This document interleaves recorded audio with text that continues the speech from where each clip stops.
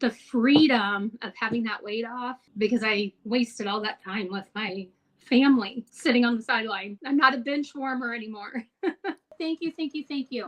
We're all doing it. We're doing it together. Barbie, what are you doing? Getting me going. Okay, we'll be okay. We're going to be okay. How do you lose 150 pounds? Get out living your best life, going on half marathons, hiking? You are going to learn about that today as we interview Barbie Long. Barbie is a 48-year-old nurse from the Heartland. She's here to tell us about how she joined us in 2019, her path to losing 150 pounds, where her path takes us from here, and all the support that she's provided for this community along the way. Barbie has inspired us for 4 years, and I'm really excited for you to hear her story in much more detail. Welcome today, Barbie Long. Good morning.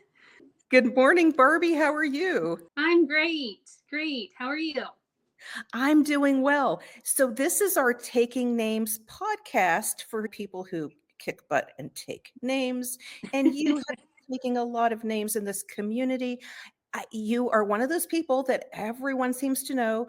Now, you maybe don't post as much as you did in your main grind, but you're so memorable and you've left this impression on the community. So including recently, so this is now the summer of 2023, and we had a really amazing little video in the community called Name It and Claim It, where Jackie Pick said April of 2024, she's going to twirl at the top of the mountain. And we have this great footage of Barbie here also twirling. And I'm going to go up to the top of a mountaintop and I'm going to twirl around and I'm going to say, I'm free. Twirl, now twirl, now twirl. We're coming after you, Jackie. But Barbie, can you tell us a little bit about your lifelong struggles with weight and how you found Eat Like a Bear? Sure. So, like many of us, I've struggled with my weight my entire life. I was heavy from probably 3 years old on. My entire life struggled. I'm the youngest of 5. I'm the heaviest of all my siblings. My mom struggled with her weight. She wasn't nearly as large as I was, but it's been something that I've dealt with my whole entire life. The first time I ever went to Weight Watchers, I was 12 years old. I was athletic some in school, but I think I told you this, when I was a junior in high school, I weighed 285 pounds. I've been heavy my entire life, and my highest known weight was 395. I know I had to have been at over 400 pounds at one point. I just know it. I have a picture of me singing at a friend's wedding, and that was probably the biggest. I don't know. I would say 420 something, maybe. Who knows? But yeah, I have been heavy my entire life. I've struggled with my weight my whole entire life. I have had a food addiction my entire life, and I do say food addiction because that's what it was. Probably sweets addiction, but food overall. And yeah, that's really, I have struggled with it my entire life. I've done it all. I've done, like I said, Weight Watchers. I've done the Mayo Clinic diet. I did good old Fen when it came out. Remember that? And thank goodness I had a horrible allergic reaction. So yeah. So I got off of that, went through the whole heart thing when the Fen thing came out, that it was hurting people's hearts. I even did phentermine, another half of what the Fen was, over-the-counter pills, you name it, I've done it. Well, yes, how you found us, but there's also the interesting detail that I do believe you lurked in the community for some time before you actually got started. So we do need to know about that. Yes, I started in October of 2019, actually started. But oh yeah, I had lurked from, I seen your picture, your Yellowstone picture. I'm sure it was on Facebook. That's where I saw it, scrolled through how that stuff will show up. I'm sure I was probably at one point looking for something or whatever, and then how it always predicts things. And so I thought, oh, lost half her body weight. I want to see what this is about. So I looked, I joined the Facebook group. I watched it for, I don't know, I'd say probably a good 4 to 6 months. And then I got aggravated. So I muted it because I was sick and tired of people losing all this weight and I wasn't doing anything. And yeah, so that was me. I think other people had maybe mentioned that themselves, but yeah, oh no, I was a Facebook stalker for quite a while and aggravated about it. I could see people, it was working for people. So there's a main meal framework that I recommend Mhm. that people start with, the ridiculously big meal framework. I should add a little clip about what that is.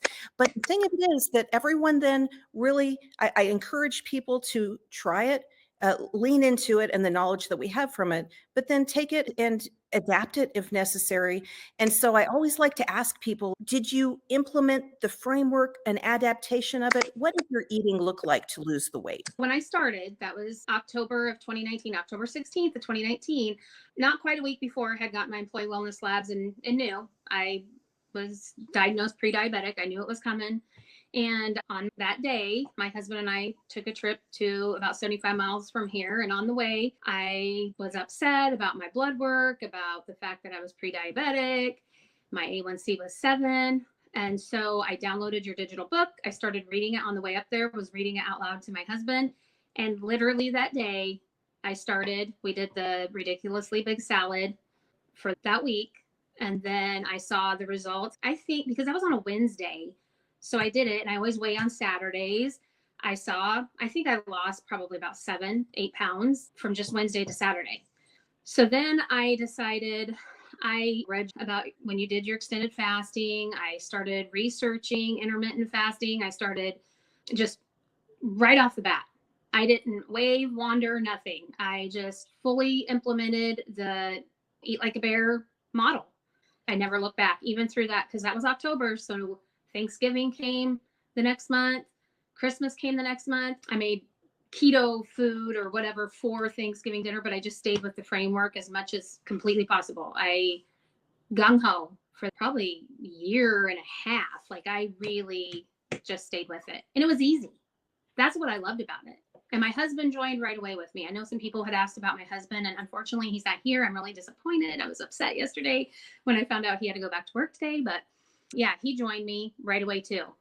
We just jumped in. And I think I had mentioned to you, because I have 2 boys, they're teenagers, and people have asked, oh, do you make separate meals, blah, blah, blah. I'm like, no, they're old enough. I remember a sentence in your book that said, my kids are old enough to make a sandwich. And that's what I did.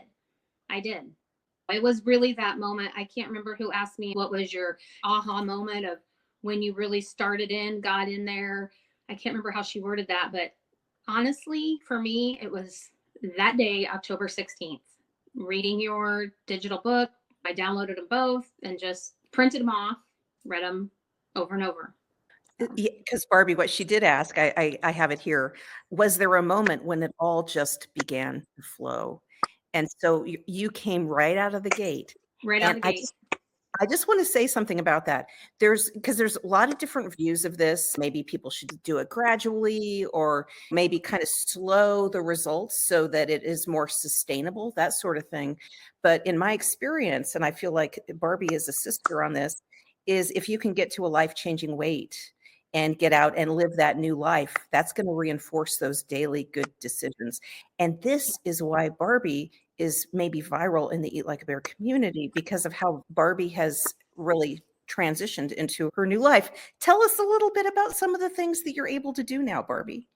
Yes. Oh my gosh. That probably makes me more emotional than the weight loss. Sorry. I told myself I wasn't going to do it. For being sedentary for most of my life, that has been the number one non-scale victories for me, has been the walking. I mean, that's what I did. I did not start exercising or anything. And that was kind of my lifestyle before. Exercise to maintain my eating habit, basically. But I didn't walk like I did. I would do exercise equipment, whatever. Anyways, no, I started walking. I started walking to work, which is about 1.25 miles. I just started doing that and then home again. And I have a walking trail just right down and then that talked with my husband. One of my big goals was he was a full marathoner anyways prior to this. And so I was like, I'm going to do a half marathon. And that's what I did. I started doing 5Ks. And I myself made a personal big goal that I would do a half marathon on a Saturday every single month.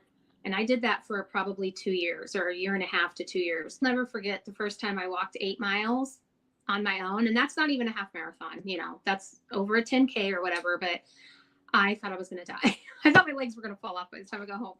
But I mean, so the walking, then I started running. I would walk run my half marathons, kayaking, riding a bike. That was my second big goal because I had rode a bike when I was young, and that was my second big goal. Sorry, that one's a really emotional one for me. When I was able to get on a bike and ride it 11 miles, I probably could have rode a bike sooner than that, but I was too embarrassed. I did not want to be seen on a bike that big.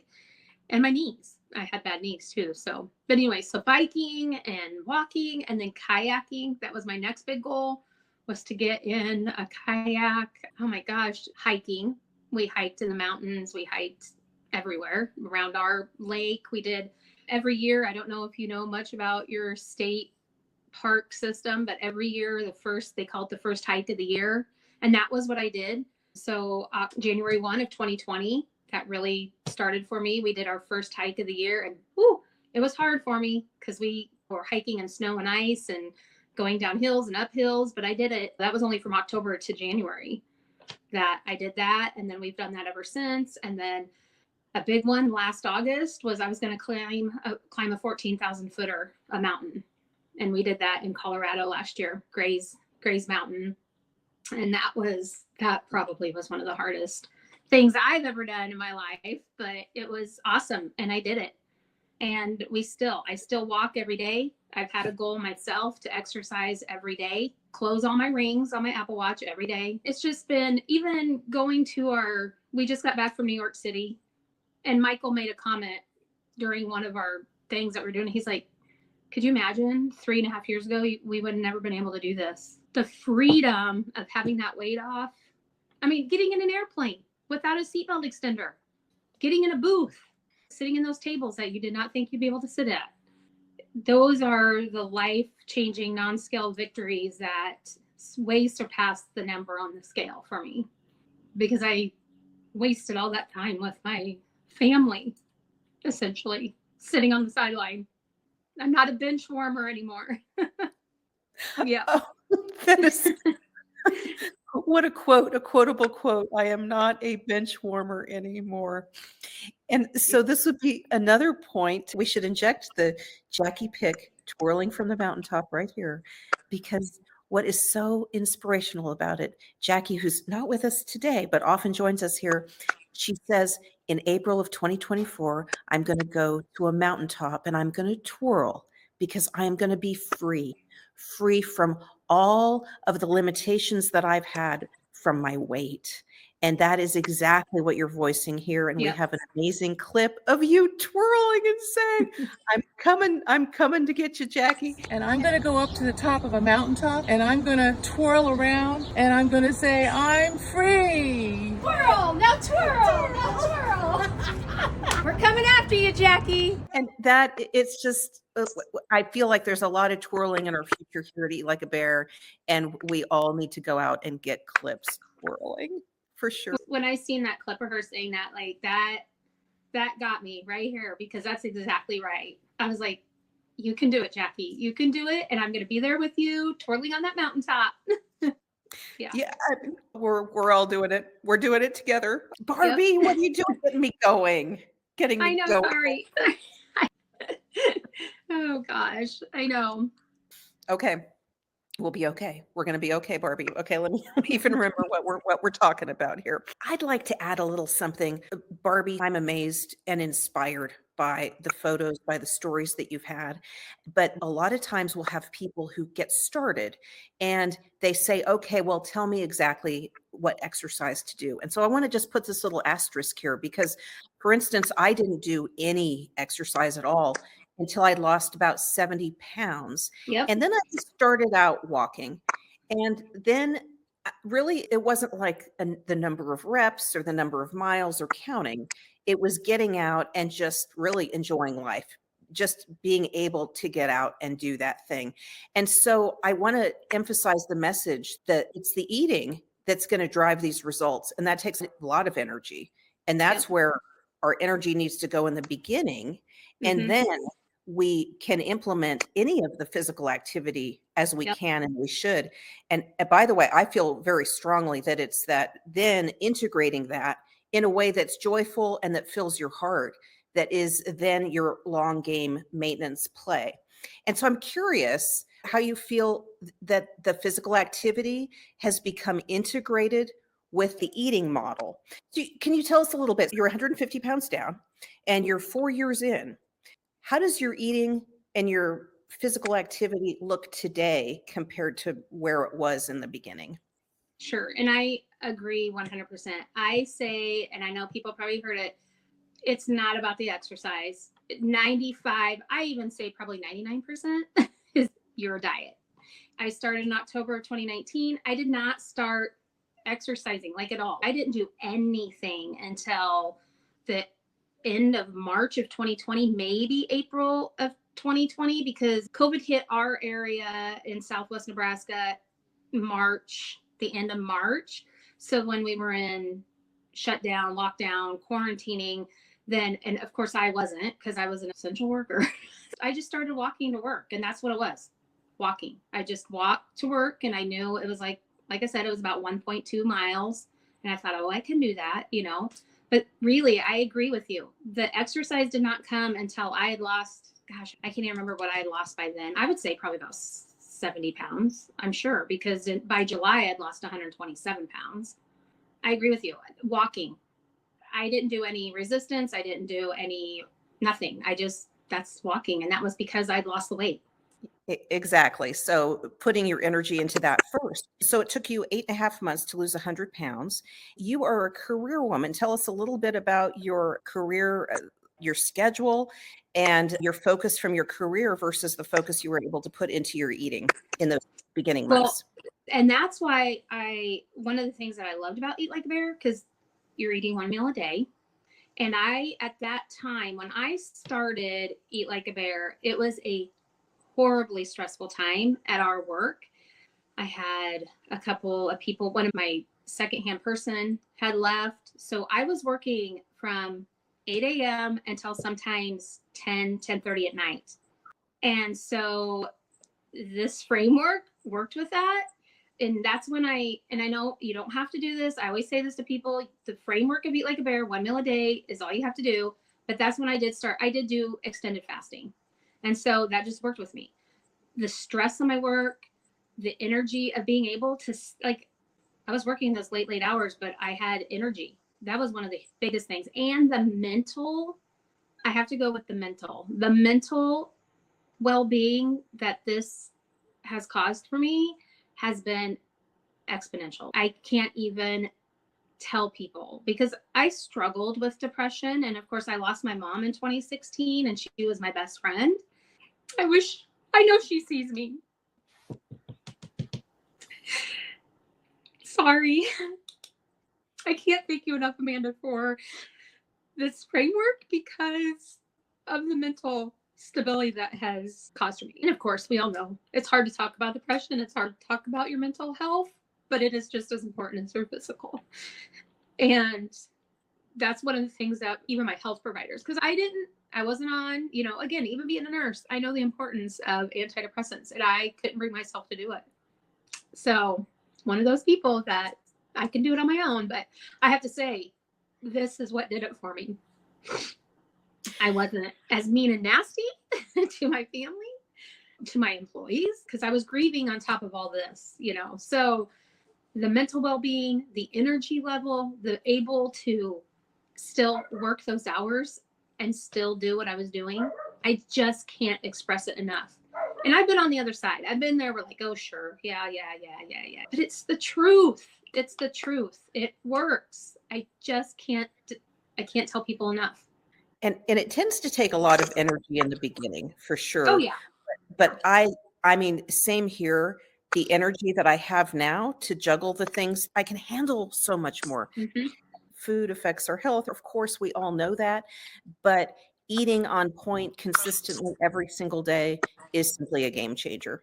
Who knew? Yep. I mean, yeah, living in it, feeling it in yourself is just amazing. And so what we all need to do as we get to a weight where we're starting to feel this and feel these benefits, really reflect on it and take it in and acknowledge it and all the work that you've done to get you there. Journal about it, because every day, the next day can be hard. You're going to need that journal. You're going to need those thoughts, the basically that gratefulness and appreciation that you have for your past self, who has just made such consistently good decisions. And that is a key to maintenance as well. Thank you, Barbie. I love this. We have some ladies with some other questions for you. And I'm going to bring on Anna Sewell right now. There she is. The three of us got together just a month ago. Oh, that was wonderful too. That was so wonderful. It was so awesome. Yeah, it was just good to hug you and to twirl, because we twirled together. So Barbie, what did this journey, eating like a bear and being awesome, what did it show you about yourself and life in general? Well,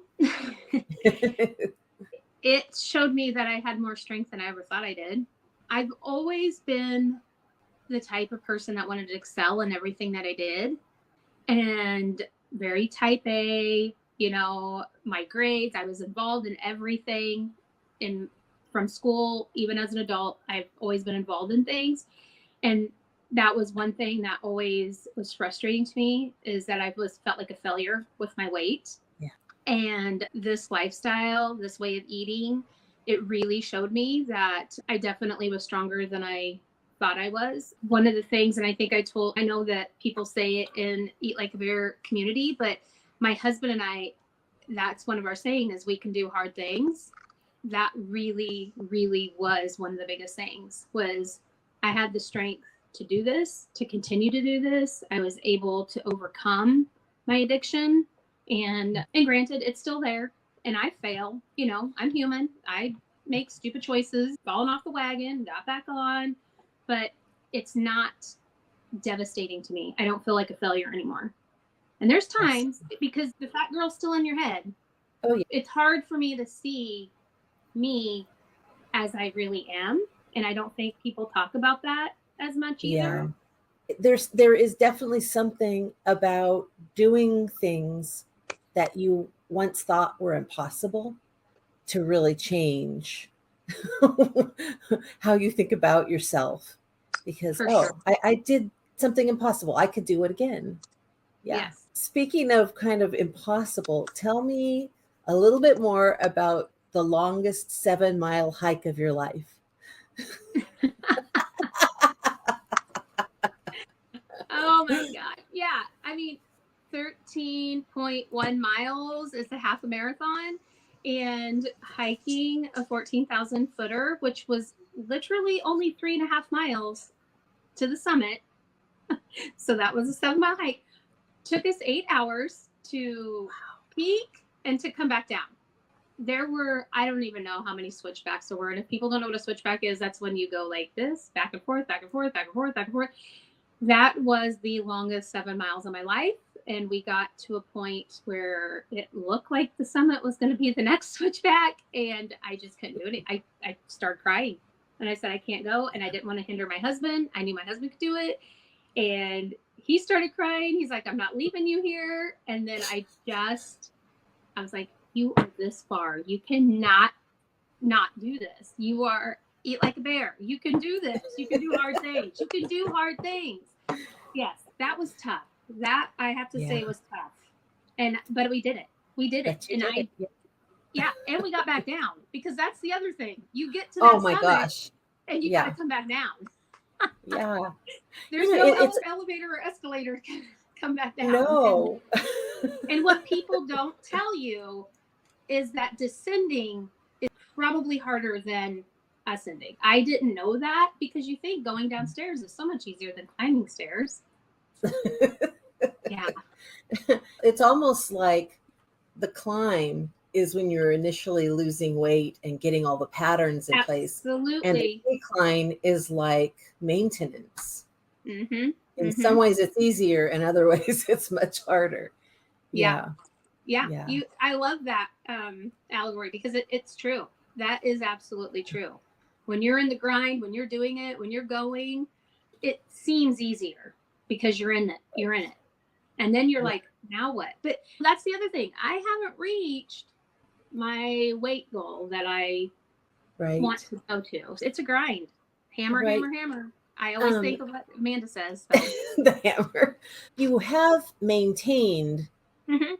Mhm. and what Barbara was asking is what if you have any tips for maintenance. Because it sounds cliche, but you just got to keep hammering. You do, Yeah. because my husband's in maintenance. He's been in maintenance for quite a while. He lost 30 pounds. He only needed to lose 30 pounds. But I always say 30 pounds for one person is like 150 for another. Just like 5 pounds is just as much it is for 50. And so you just have to get into that sweet spot. And maybe that is 2 meals a day. Maybe for somebody, maybe it's TMAD instead of OMAD, 1 meal a day. But it's, again, just really keeping in the framework.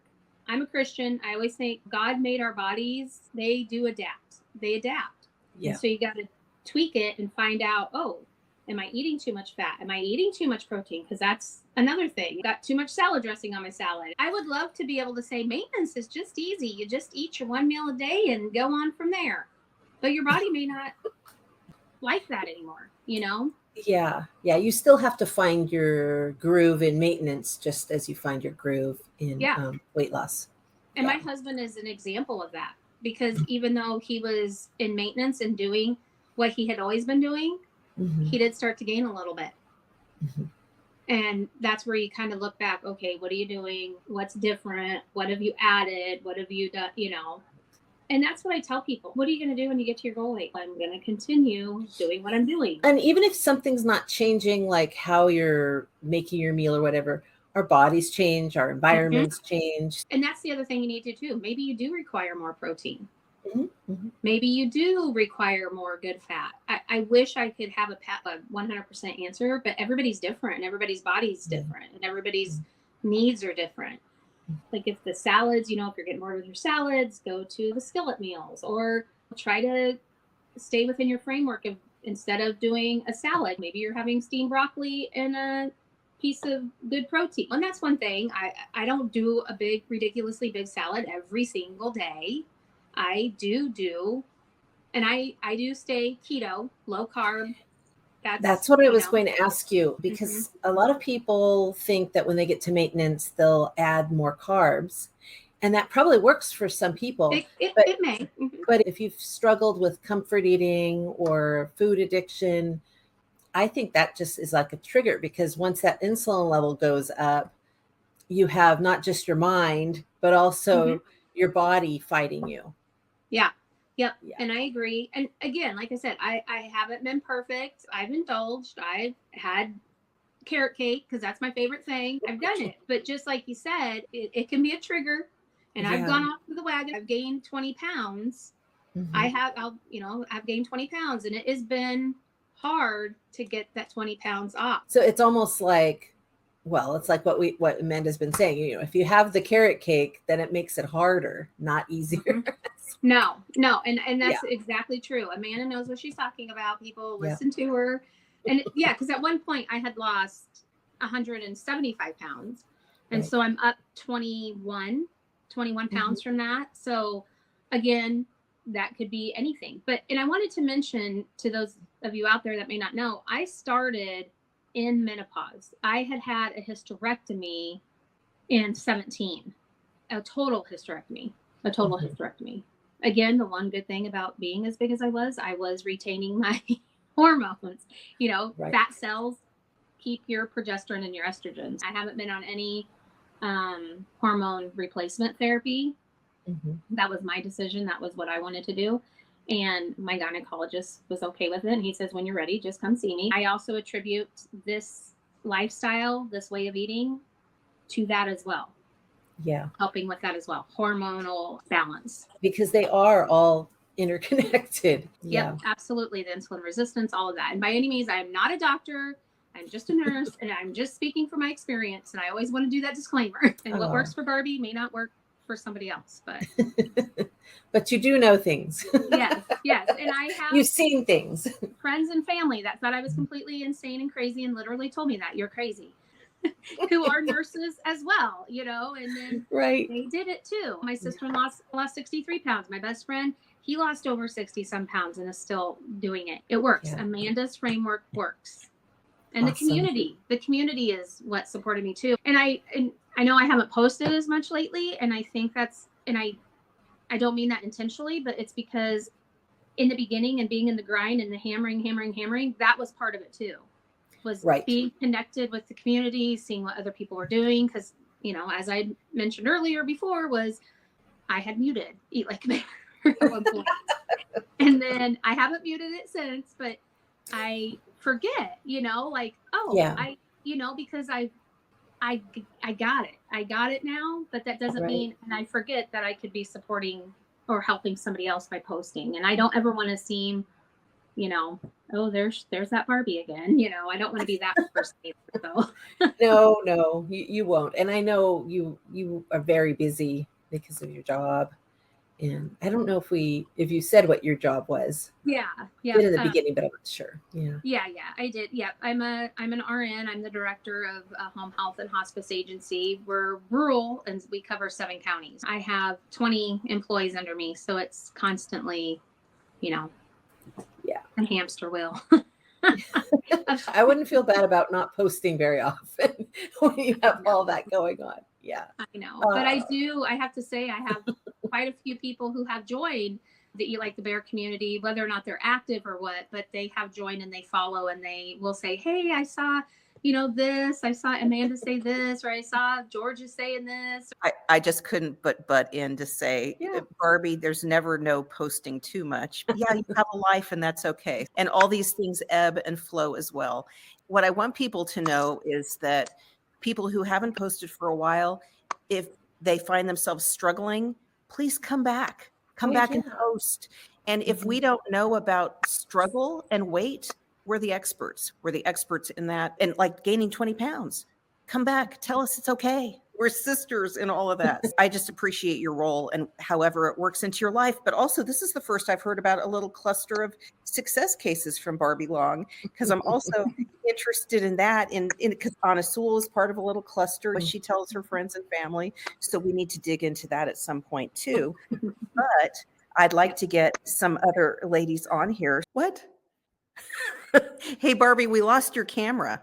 I don't know if you can hear me. We can't see you. Well, I'm going to put everyone on screen and we're going to just chat. How's that? Hey, you guys. It's awesome. Isn't Barbie's story Oh my gosh. Amazing. Yes. Amazing. like, It's just funny because I think I literally wrote like 6 questions and I think you touched on every single one of them. So I'm like,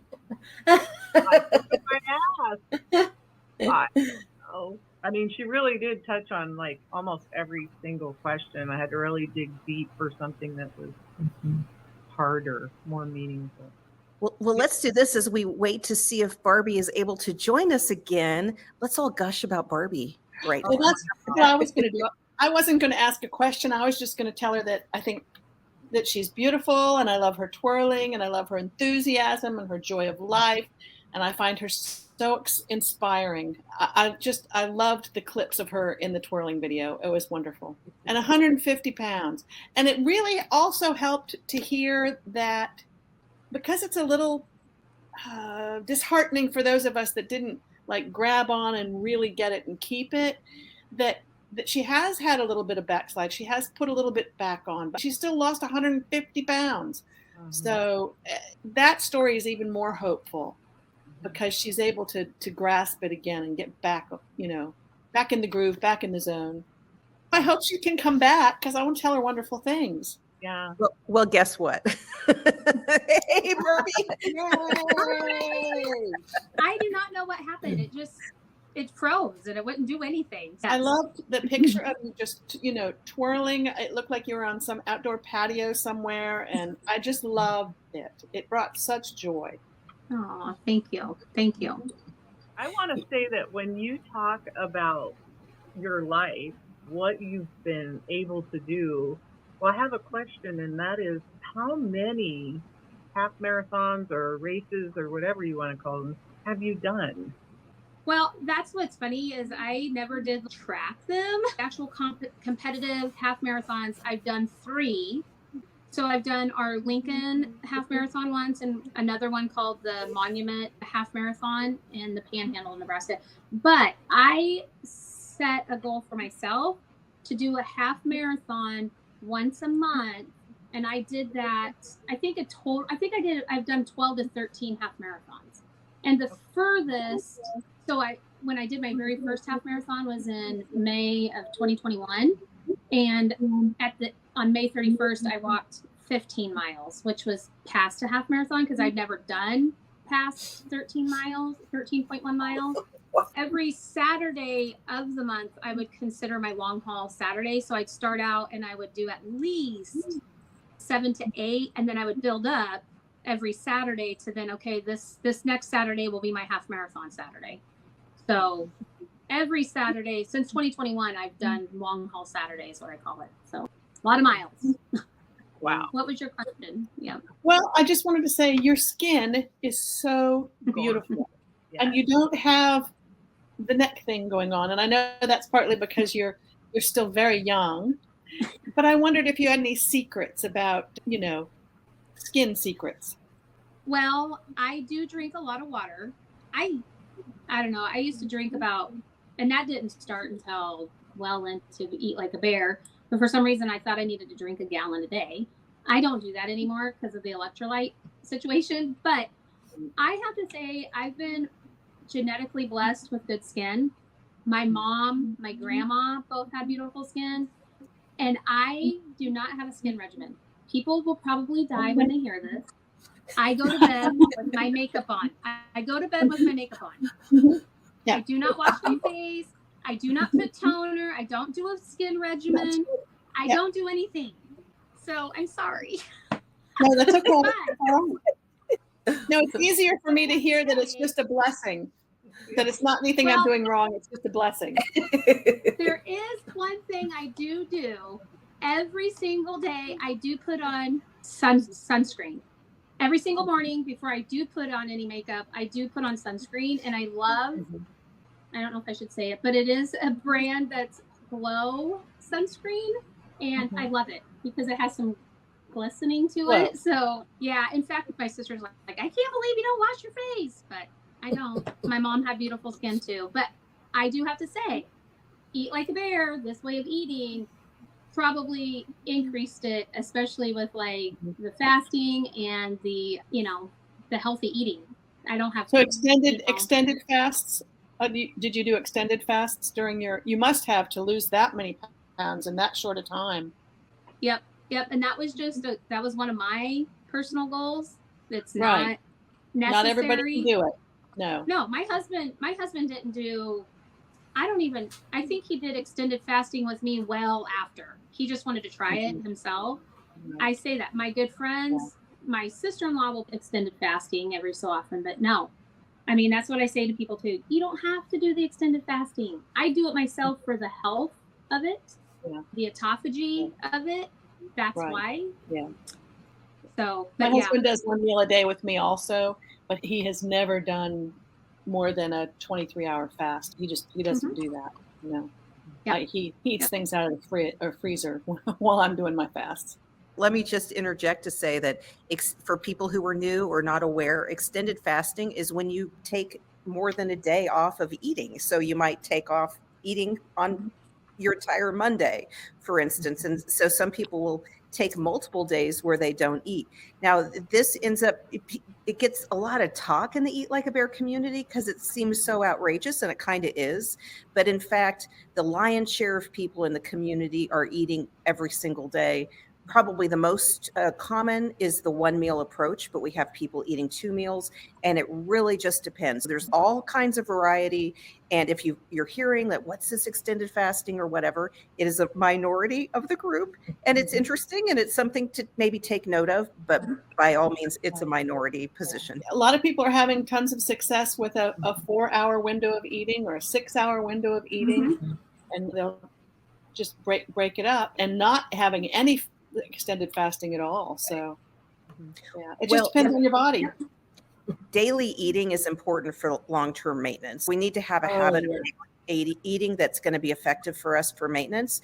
And so Right. anyone who's leaning in too much into extended fasting for weight loss, it needs to look at what they are eating each day and whether that's going to bridge them into some kind of a maintenance plan. Because Right. you could theoretically, oh, not just theoretically, you could lose weight by doing enough extended fasting. And when you eat, you overeat your calories for the day, but you're still losing weight because you're taking days of not eating. And then once we get into maintenance, we all seem to think we should actually eat every day. And so you've trained yourself to eat more calories than you require. So you're going to gain weight. And we see that dynamic. It's definitely a big dynamic and something to be mindful of if you're doing extended fasting, to really look at the days that you are eating.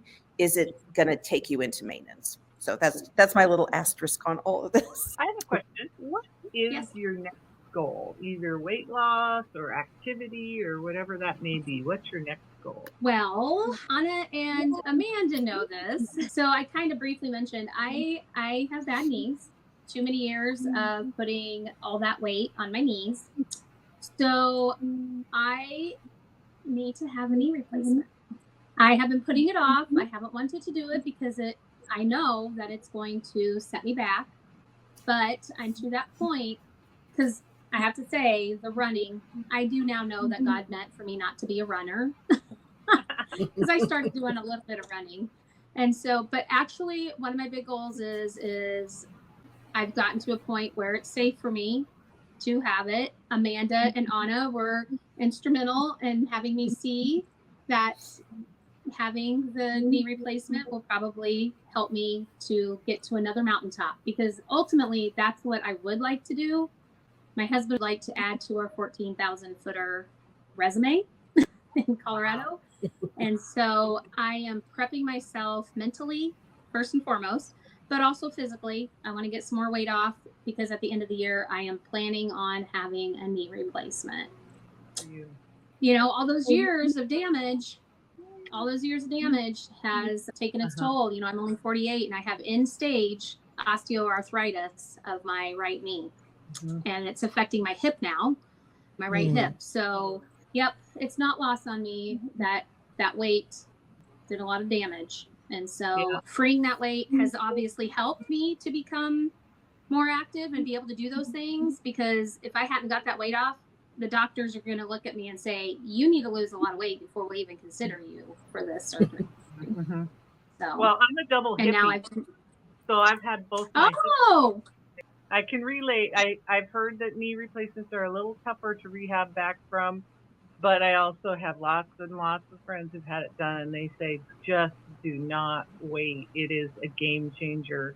And I had my first one replaced when I was still in my 50s, which is unusual. And so I may be at some point looking at another one down the road. I don't know, for that hip. But I told my husband the other day, I'm just going to keep doing what I'm doing health-wise, exercise-wise, or I'm not anywhere near you. Like, I applaud myself when I can walk a mile down my road and back.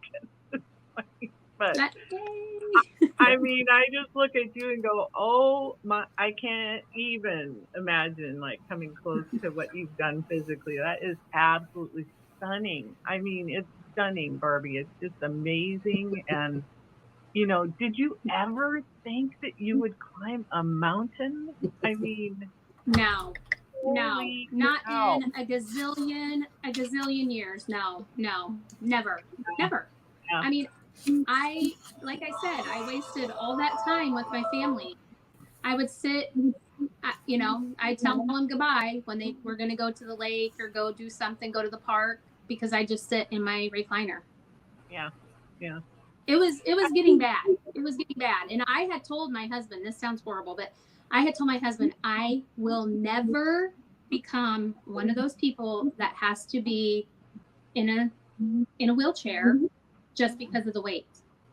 I said, I can never do that. Well, it was like, he'd be like, okay. You know, I mean, he's so supportive and wonderful. My husband is honestly, for me, the best man ever, I say, in the world.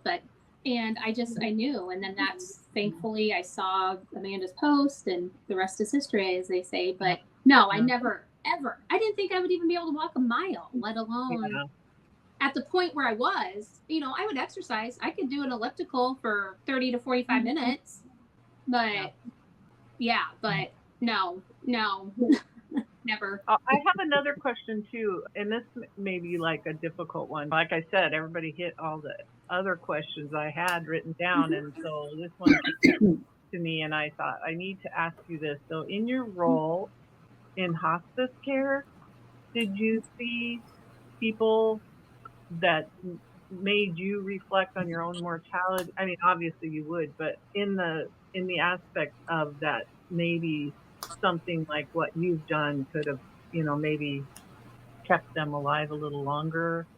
Yeah. And I would say more so on the home health side of things. I've seen well over 600-pound situations and scared me. It scared me. On the other side of that, this way of eating, and it's really hard for people who have loved ones that are on hospice, have experienced hospice. The number one thing for people that's really hard and that I learned from this way of eating, and even though I knew as a nurse, because we're all taught to eat, right? We eat when we're happy, we eat when we're sad, we eat when we celebrate, we eat when something's happened, when, it's all about celebrating with eating. And when our loved ones are dying and it's really hard when they stop eating, people don't understand that our bodies are meant, those electrolyte imbalances are meant to kick into play when we are in the dying process. So that really, I don't preach it to families, but it has really helped in that sense with when you see it for yourself. Like you can live without eating, and you can have quality of life without eating, because at the end, when those journeys are happening, those end of life journeys are happening, eating is actually can be detrimental to patients, and people don't understand that because mentally we are taught the opposite. Exactly. And that is one of that's one of the number one things for people to understand is, from a hospice standpoint. But me personally, and then also, evidence-based practice shows that it's just hard for loved ones because that's what we're taught. Eat, drink. You have to do that. Yeah. Thank you. You're welcome. I was just going to say that a lot of people love by feeding the people that they love. And then that really makes a hard dynamic. I know my grandmother, she just had to feed everybody. That's hard. That's still hard for me. Because I love to cook and bake. I'm a wonderful baker. It's a de-stressor for me. I love it. It is a stress reducer, and it's ingrained to me. I show my love through my food. Right. And so that has quickly, that was something I learned, changed quickly for me. Yeah. I try to give experiences and words and things like that now to my family. Yes. Yep. Yeah. Or let's go on a walk together. Yes. Yep. Yeah. Let's travel. Let's get out. Let's go experience life. Let's experience life. Yeah. The going and being awesome part. Yeah. Yep. Yes, the big goal focus of Eat Like a Bear. And so I want to say some other questions are rolling in, but what I think we need to do is have Barbie and her husband Michael back together to ask some of these things about how you're managing food decisions and stuff, and especially getting his perspective and supporting you. And I think we need to fangirl Michael for supporting you. Yes. How wonderful. That's fabulous. In the spirit of Barbie's story today, Barbie is the queen of the big goal and getting out and living your new life. And I do understand that if you've started here, especially at a high starting weight, it might freak you out even thinking that any of this is possible. I could have never imagined what I would be able to do in my new life. But I did something, I don't know, really smart. I didn't appreciate it at the time, that I didn't let my physical limitations keep me from getting out and beginning. And what I was able to do, because I was able to get out of bed, I was able to get to the car once I was able to bend my knee enough to drive. I started going to trailheads. I was taking my son to trailheads. I limped around at the top of the trailheads, and I actually made things like pine needle vinegar. And so I was collecting pine needles right there by the car, taking them home, putting them into jars, putting vinegar on them and using that in my salads. And that was me engaging in my goal, even with the physical limitations. Now, had I been in bed, in a hospital bed, I could have been watching shows about that. I could have been reading about pine needle vinegar, recipes or something like that. So there's always a place to begin. Mhm. And we're going to just do a quick round robin with some suggestions on, like with someone's big goal, where you might begin, even with extreme physical limitations. Who would like to share an idea? Virginia. I will go. My daughter, who has been a physical trainer, she actually started roller derby companies and then created physical training programs for those people. And one of the things that she told me, especially when I was rehabbing from my hip, was no matter what, set your timer for 10 minutes and move. No matter what that movement is. It could be as little as sitting in your chair and, moving your legs, moving your arms, whatever it is, move. So that could ramp up from being in your chair to maybe doing some yoga stretches, then maybe walking on my treadmill, eventually walking outside, riding my bicycle, just whatever it is. Set your timer for 10 minutes and do the 10 no matter what.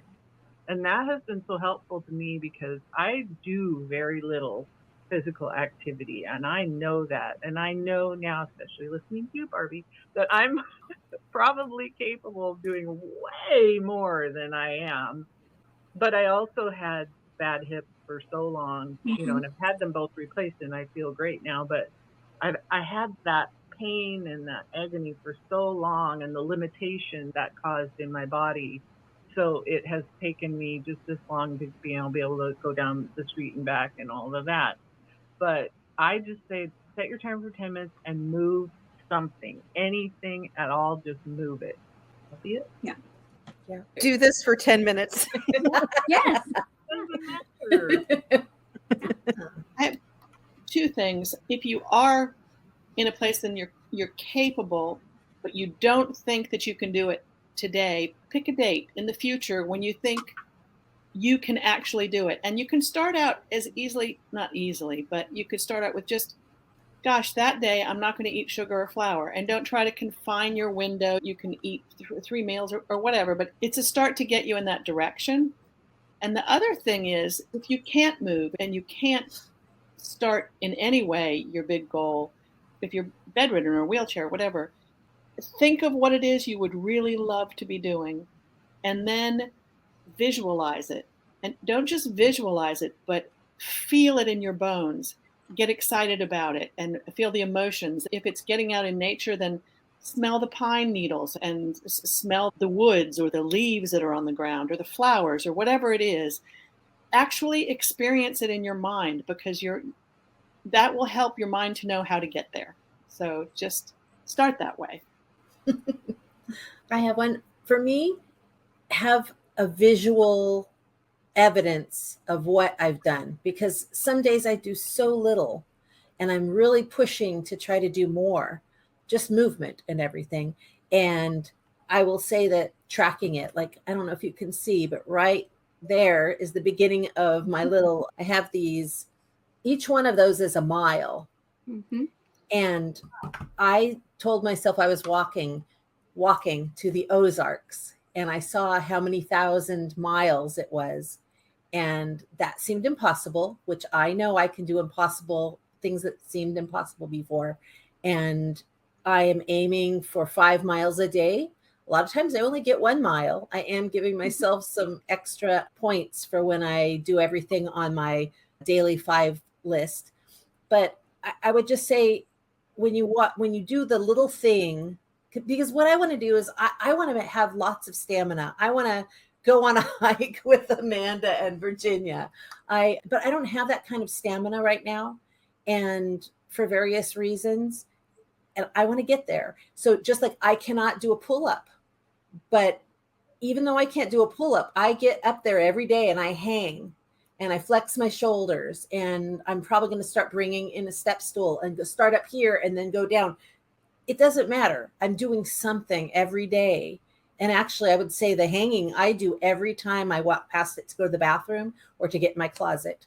It's there. I see it. So for me, it's seeing my progress, and just it helps. That's what I would say.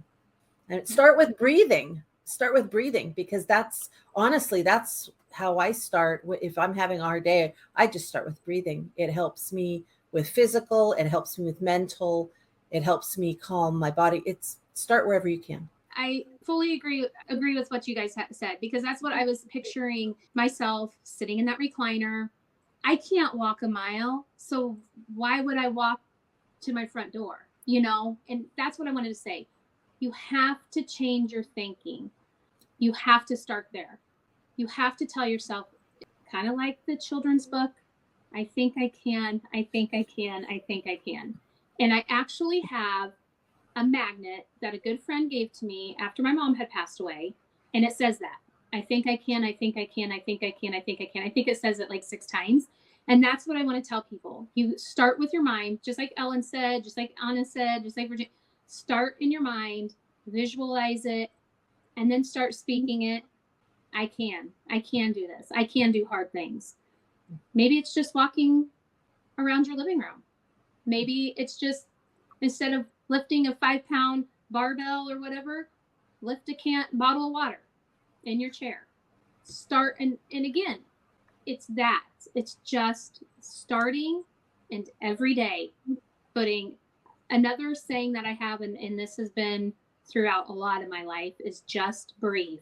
When Anna said that, just breathe and hold on, because it will get better. And if you fall off, get back up. I know those are proverbial cliches, but honestly, it is just like what they all said, just simple. I can't get out of bed today. Okay. Lift your arm up in bed today. You can do it. I've been there. Like I said, I don't know what my highest weight was, because I couldn't even get on the scale. First of all, I didn't have a scale that would weigh me that high. I didn't want to face it. I did not want to see that. I'll never forget when I got on the scale and saw I was 395 pounds. I was sobbing. I knew it. Those are the things. Think it in your mind. I know it sounds simple. Write it down. Think it in your mind, write it down, and get started today. Do it. Yes. Just do it. Your message from Barbie Long. You heard it here, everybody. Barbie Long, down 150 pounds, out living an amazing life we all love to watch, and just imagine ourselves out there hiking and kayaking and all of that. Thank you so much, Barbie. Thanks so much. We look forward to having you and Michael on again. And everyone, be sure to watch all the amazing stories on this channel coming out of the Eat Like a Bear community. I'm honored to be here, and to be here with people like these ladies right here. You guys take care. I love y'all. Thank you, Amanda. Thank you. Thank you, I thank you, Amanda. I can't say it enough. If it weren't for you, I wouldn't be here. So thank you. And all of you ladies, thank you.